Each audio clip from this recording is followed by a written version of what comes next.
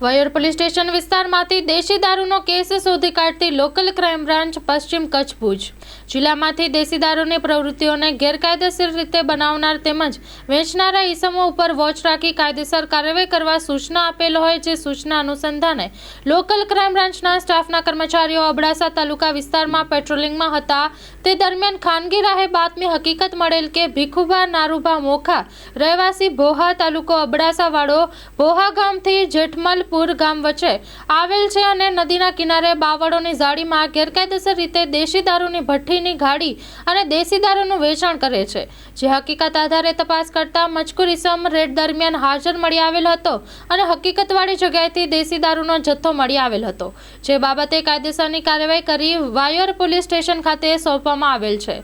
પકડાયેલ મુદ્દામાલ છે ગેરકાયદેસર દેશી દારૂ બનાવવાનો આથો કિંમત ₹65,000 દેશી દારૂ કિંમત ₹20,000 કુલ મુદ્દામાલ 85,000 કબજે કરવામાં આવ્યો છે। સ્ટોરી રિપોર્ટ બાય કિરણ ગોરી ભુજ। માં motor driving safe and sure driving. Driving એ શોખ સાથે આપની મોટી જવાબદારી પણ છે। અમારા ઇન્સ્ટ્રક્ટર દ્વારા સચોટ અને સરળ માર્ગદર્શન